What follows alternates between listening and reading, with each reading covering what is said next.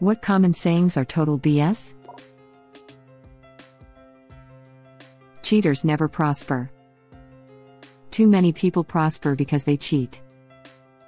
It's commonplace enough that cheating is just considered the best way of doing a thing. Our society is built on cheating. Seriously. Yes, they do. That's the whole point. Working and earning are hard, cheating is easy. It's only a question of whether you get away with it. And if our business world and government are any guide, the biggest cheaters prosper massively and usually don't get caught. Exactly, if cheaters never prospered, then people would not cheat. People do what works and stop what doesn't. If it's a widespread problem, it effing works then. It's not even so much that they rarely get caught anymore. They just don't face any real consequences, so they don't give a F. Slept like a baby.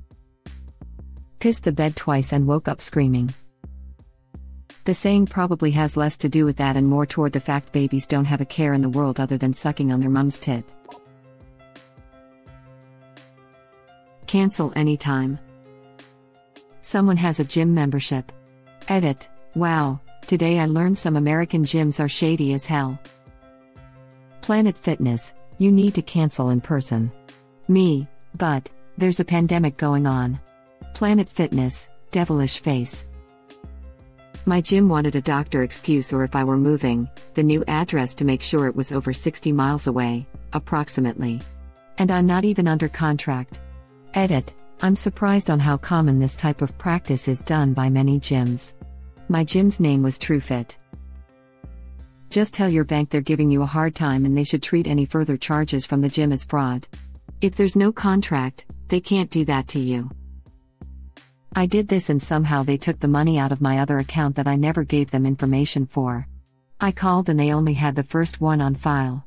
Still don't know how they did that. That sounds highly illegal. How can a bank authorize the movement without your consent? How could they get bank information for an account you ever told them about?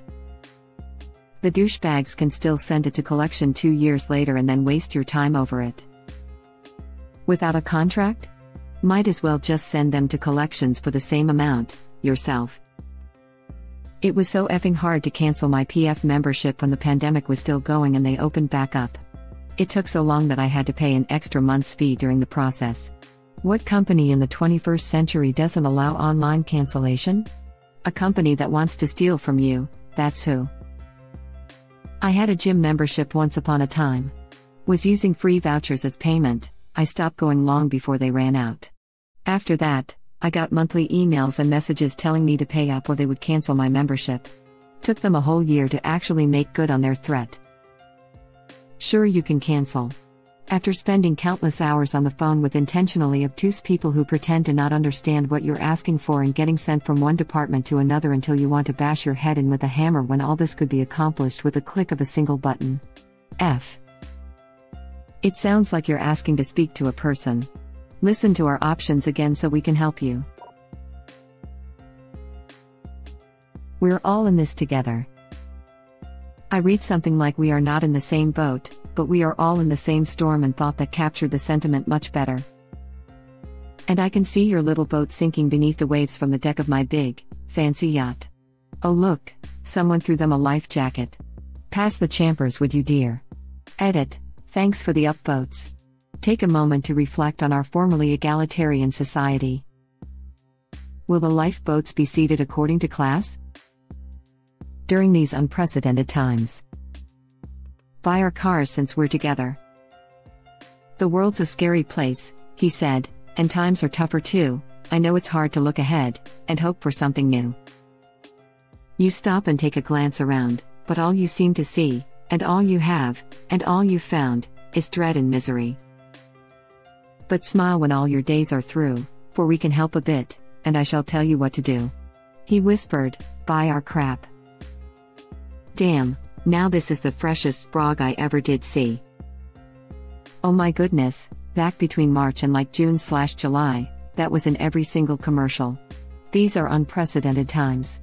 That's why you should come on down to Mavis Discount Subaru. In these unprecedented times, we still want your money. Only true in High School Musical. I read this in the lyrical tone and mentally went, once we know that we're all stars and we see that. I fear I'll be singing these mentally for years. Like those little guys in Inside Out that send back up the double mint gum song just to annoy people.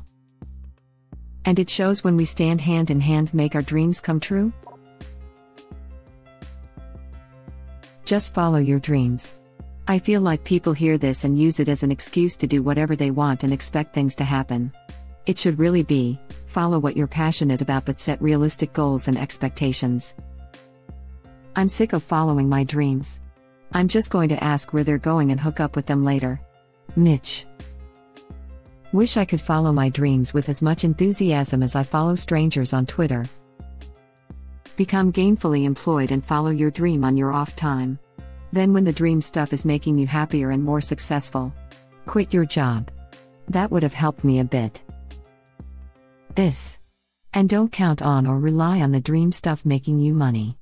I tried following my dreams as a career and quickly discovered that relying on my passions to pay the bills just killed my passions. I switched careers, have a fulfilling job that is not based on my passions, and I'm much happier now. The fundamental assumption that everybody has a passion is flawed. For most people, it's not the case that there is some activity they'll enjoy having to force themselves to do for many long hours every single damn day of their lives, dawn to dusk, year after year and decade after decade, and still come back wanting more. Some people are insane enough to have such a psychotically obsessive passion, but they shouldn't be held up as role models. In my experience, most people simply end up dying a little inside just to tolerate the fact that living our lives is nothing but a chore we all have to do. As someone without a passion for anything one can make money from, I relate to this so much. Whenever I've tried figuring out what I want to do, everyone always asks, what do you want to do? Which drives me up the effing wall, because they just can't grasp that there isn't anything I actually want to do as a career. Me as F. Who said I want to work any job? Yep. I have things I love doing. I love lifting weights. I love playing video games. I love reading books. I love riding roller coasters. None of those are things that would ever lead to a career, so instead, I just try to find a career that lets me do those things as much as possible. If you work a job you love, you'll never work a day in your life. Turning your passion into a career often means you just lose that passion. The quote never mentions anything to do with your passion. I work a job I love at a daycare, but that isn't because my passion is hurting children and sorting out their conflicts. It's because I get paid for playing Monopoly with 7-year-olds, which is pretty dope. I remember when I used to work at a summer camp and we'd go on trips to different pools. They all had lifeguards, so I just got paid $12 per hour to play in the pool. Best job I've ever had. Lol, I lifeguarded at a couple places with summer camps and counselors were the worst offenders tossing kids off the dock and crap. But one place had me go on a field trip to a water park with the camp and I got paid to enjoy my day with the other lifeguards going down water slides. Peaked. I was at the speed shop doing a dyno on my car years ago and was talking with the owner who told me more or less that running the business he does has made him hate automobiles and everything about them and he feels a sense of loss over the whole thing. It was a successful place too. Crazy stressful business. No matter what happens on the dyno it's always the shop's fault. Refuse to put a car on the dyno? That's a bad review. Car makes less power than the customer thought? That's a bad review. Twin turbo kit on a stock block blows the motor? That's a bad review and a nightmare on top. Everyone says they know the risk, most of them think it won't happen to them. Customer having money issues? Well, paying for the work on their weekend toy is the first bill they decide not to pay. Story: we had a dude show up with a brand new 2012 V6 Mustang. He self-installed an eBay wet nitrous kit. Brought it into the shop asking us to wire up one switch he couldn't figure out. The entire install was a effing disaster. As politely as possible I told him how dangerous it was and all we would do was remove the kit and either return it to stock or install a decent kit. Basically told me to F off and left a bad review.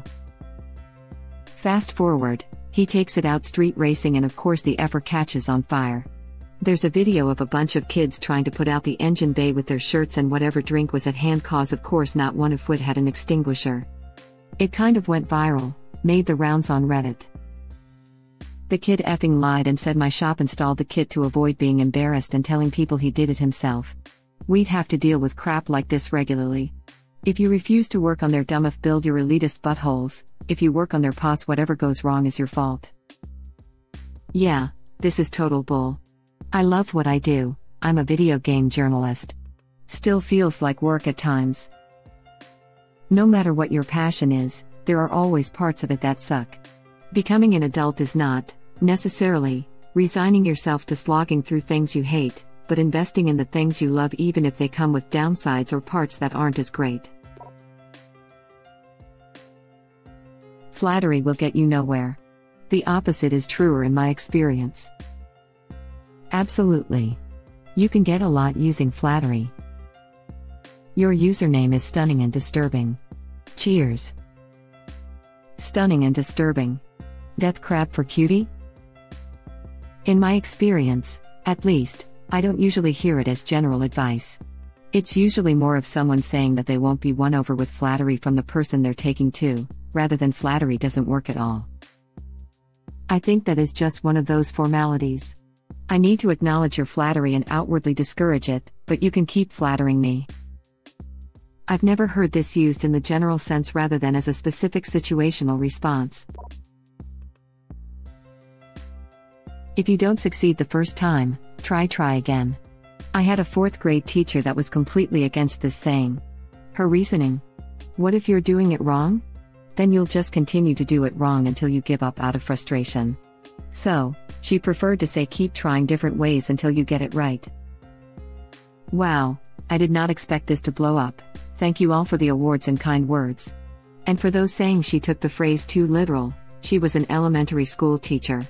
Many times she saw kids would fail and retry and same method over and over again. So, that's why she broke it down like this. Along those lines, a drill instructor in basic training once said, practice doesn't make perfect. Practice makes permanent. If you practice it wrong, you will learn it wrong. My theater teacher always said practice doesn't make perfect. Perfect practice makes perfect. Essentially, you practice until it's perfect, then keep practicing. The difference between an amateur and a pro is an amateur will practice till they can get it right, and a pro will practice till they can't get it wrong. I love this thread of sayings I've heard. It's more motivating than r/motivation. Reddit link. Try again doesn't mean you keep doing things the exact same way even though you're never successful. I always felt find a better way and try it was implied. Good things come to those that wait. Bull crap. You have to grab the bull by the horns, I say. This one is true though it's just not universal. There are times when it's better to be patient and times when it's better to actively pursue goals. Money don't buy you happiness. Neither does poverty, mate. I mean, the only reasons I've been unhappy or stressed lately is because of a lack of money. I'd be very happy and carefree if I had a lot of money. There's a very clear link between poverty and people having anxiety and depression. When you're worried about your next meal or paying the heating bill or the rent, it's pretty hard to be happy. I grew up impoverished and I'm fine now, but I'm still in that mindset. I'm in the same boat. By no means wealthy, I know with my current job that I'll have food, clothes, and shelter for the future. Which is nice when you come from nothing, yet still I'm depressed. Probably has something to do with hating the same job that pays the bills. It's better than being depressed with the electricity cut off. There is a direct correlation between money and happiness that levels off around $120,000 per year income. David Lee Roth also once said money can't buy you happiness, but it can buy you a yacht big enough to pull up right alongside it. New research on that, the cutoff might not be true. Web link. Look, I'm just glad I can read the whole article. I kept waiting for it to say, pay for this or sign in using your .edu email address. Good on you, Street Barker. Having money isn't everything, not having it is. Thank you for watching. Please subscribe to be the first to know about Red Rabbit Reader's new videos. If you like our videos, please like them on YouTube and share them with your friends. We welcome your comments below. Press to start another of our videos.